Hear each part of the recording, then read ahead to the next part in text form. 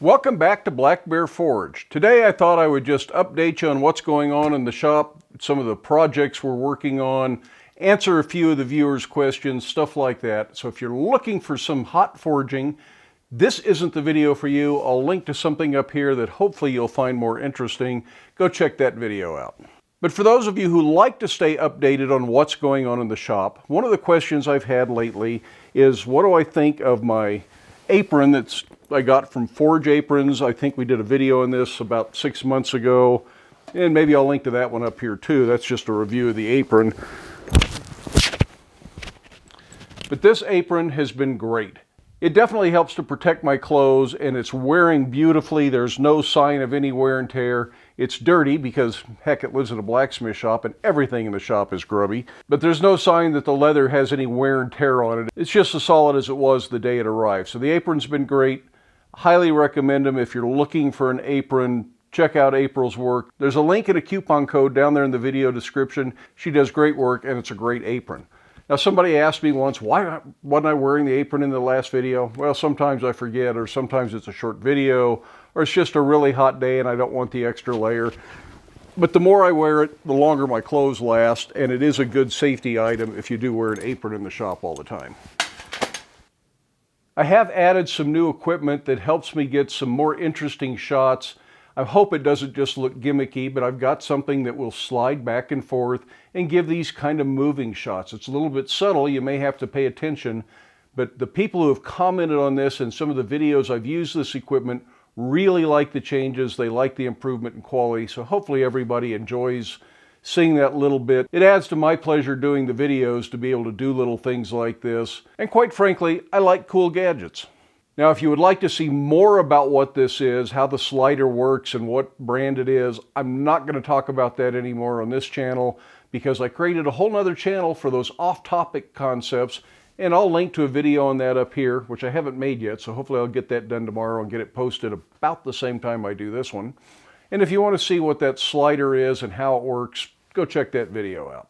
Now, what have I been up to in the shop? Well, videos are still the number one thing. Most of my time in the shop these days is spent making projects for videos, filming the videos, and then back in the office editing videos in the evening.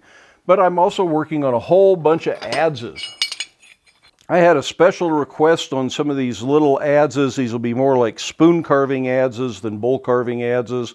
And I thought while I was doing that, to fill that order, I'd go ahead and make a few extras.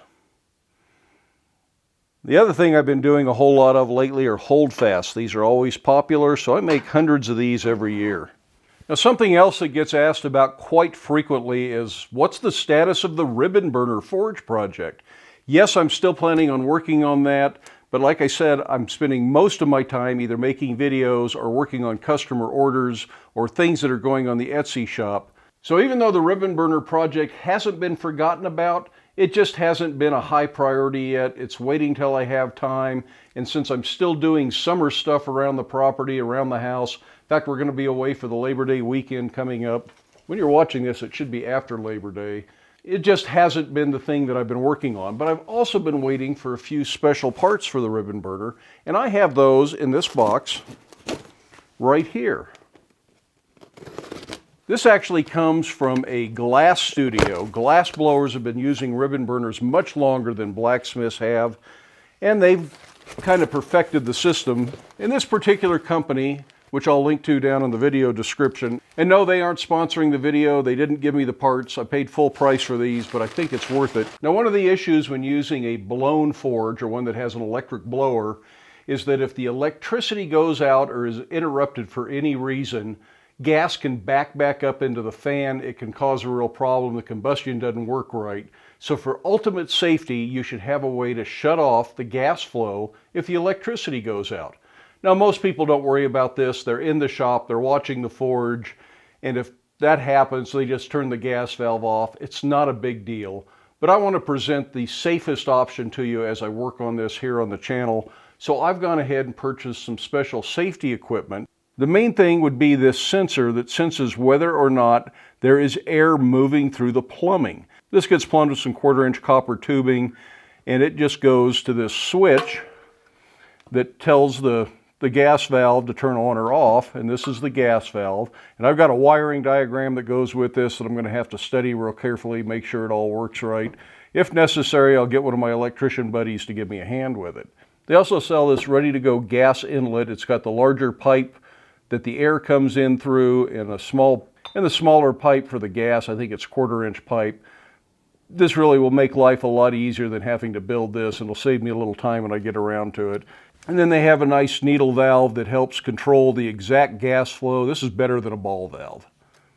So that's just some of the more technical parts that'll be going into the ribbon burner.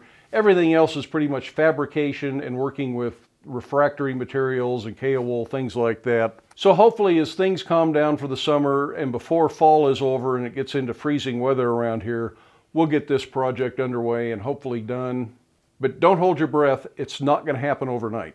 Now that's just a quick look at some of what's going on in the shop. Always something happening around here, always something to keep me busy. Seems like I never really have time to relax much, but like I said, we're going to take a little trip for the Labor Day weekend. We're heading up to Lander, Wyoming and to Atlantic City, Wyoming to see some friends that live up there. Not a big vacation or big trip, just a nice weekend getaway. And hopefully I'll cover a little bit of that on video and put it on the off-topic channel. So if you're interested in what's going on there, go check that channel out, but it may still be a week or so before I get that posted. Now what about upcoming videos here on the Black Bear Forge channel? Well, one thing I want to do is finish our Master Mirror hammer. It has a few little flaws in it if you watch the video from last Friday.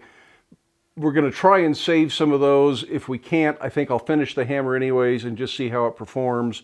But if it doesn't work out well, I'll start all over again. It's all experimental. I don't do a lot with wrought irons, so there's always a learning curve when I start working with wrought iron. But as far as the shape goes, the general principles, I'm pretty darn happy with it. And this should be the video that we get back to in the very next video, which should be this coming Friday. We're still going to make a lot of the other tools in that project. We'll look at some more ornamental or decorative projects after working on this grill. I'm inspired to do some more things like that. Lots of possibilities, lots of options, and of course the hook of the week will continue for as long as I can think of hooks to make.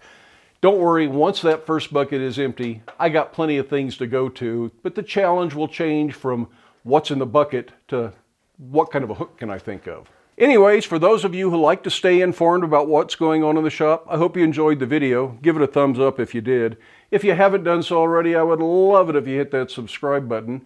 Feel free to stick around, watch some of the other videos, share the videos with your friends, but then make time in your day to get out to your shop, make something, but stay safe. Wear your safety glasses. We'll see you for the next one.